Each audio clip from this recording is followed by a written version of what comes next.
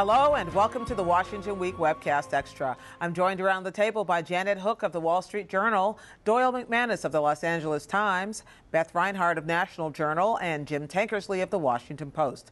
It looks like another fight is looming over raising the darn debt ceiling. The president says he will absolutely, positively not accept any deal that ties an increase to compromises on other unrelated issues. But Republicans are still talking about it. No matter what he can do, he can't get them to stop. Why does that stand tonight, Jim?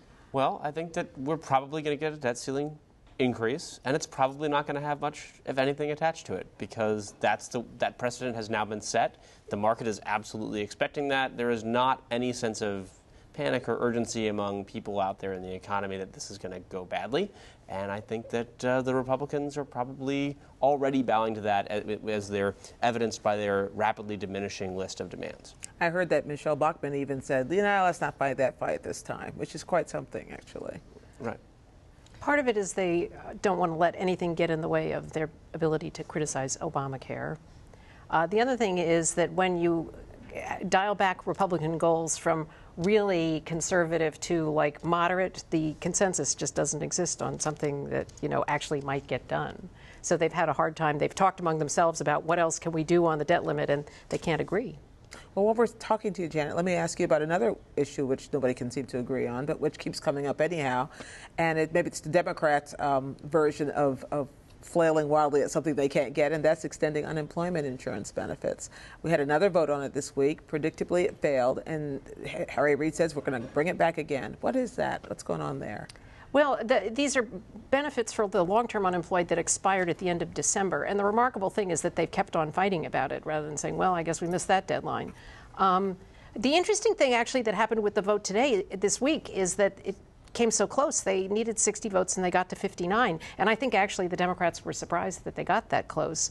I think they kind of have to try again because they got so close. The problem is that the Republicans are complaining about things that actually aren't in the bill. And so they feel like it's, the Democrats feel like they've compromised a lot to meet the Republicans' demands. It's now paid for, which is to say they've offset the cost of it with, some revenue-raising measures. It's shorter than the Democrats wanted, and they said, what, these Republicans won't take yes for an answer. Who is the one person who they're all leaning on for that one vote at this point? If you're at 59, who's your target? Well, there were a couple of Republicans who had supported earlier versions who didn't support this one, and Rob Portman of Ohio is one. Unemployment's pretty high in Ohio. Yeah. I would hate to be in his home district right now. But let's talk about some other home districts right now. Doyle, we have a lot of Senate races. We talked a little bit about in the main show, which are going to be front and center in the next several months. But let's name a couple on the Democratic side and a couple on the Republican side. Endangered Senate seats. Endangered Senate seats. Okay, so we'll leave aside the open seats because that's no fun. That's confusing. We don't know who's there, although there are at least 2 open seats that will probably be Republican pickup. So that gets Republicans a little closer. Okay, endangered Democrats. You've got a whole list of Democrats who now find themselves in states that are more and more Republican-leaning and states that are not happy with President Obama. So let's take Mary Landrieu in Louisiana. There is no other statewide elected Democrat in the entire state of Louisiana anymore. That's now a Republican state. Waiting on the Keystone Pipeline decision. Waiting on the Keystone Pipeline. She's basically said, Mr. President, approve that Keystone Pipeline. If he doesn't do that, he may have to kiss that seat goodbye. Arkansas, Mark Pryor. Arkansas used to be a Democratic state. Bill Clinton came from Arkansas, if memory serves. It's not a Democratic state anymore. Mark Pryor has got a very tough race against a congressman named Tom Cotton. Alaska, Mark Begich. He kind of was a little bit accidental in that he was sort of running against Ted Stevens 6 years ago when Ted Stevens got indicted. So that made it hard for Ted Stevens to win. And then Keystone, by the way, again, Alaska, Keystone. Energy issues. And then we should mention Kay Hagan in North Carolina, which North Carolina sort of looked like it was a purple state for a while, but now it's gone back. Is it as tough for Republicans? Sorry? Or is it as tough for Republicans? Do they have seats which are as endangered? No, actually. It's a little harder to come up with Republicans who are clearly in danger from Democrats. The one seat Republicans may lose in a very interesting race is in Georgia, where Saxby Chambliss is retiring.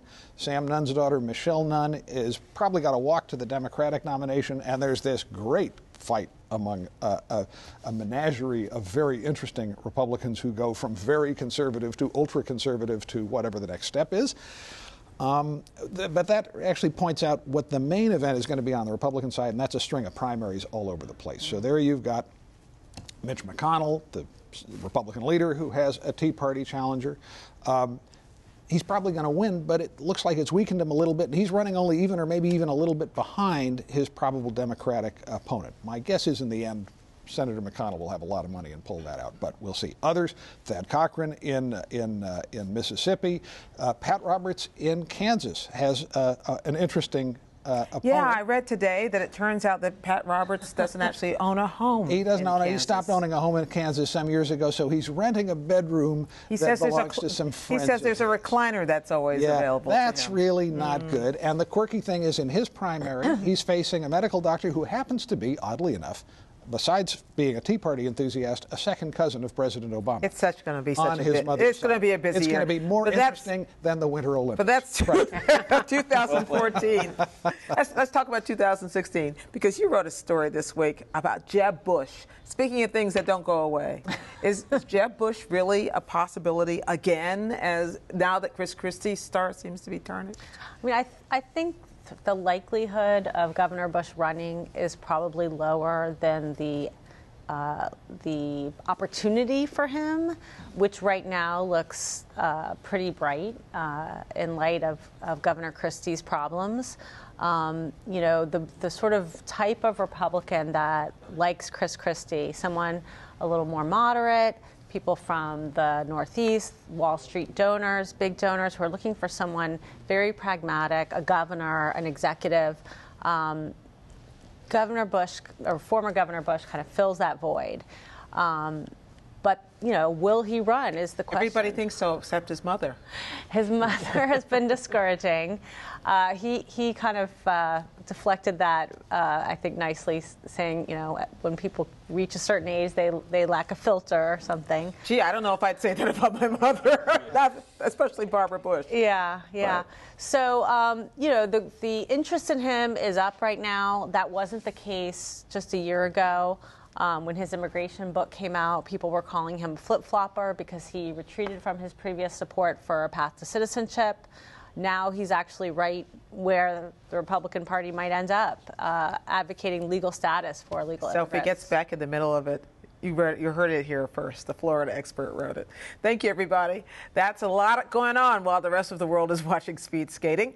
We'll see you next time on the Washington Week Webcast Extra.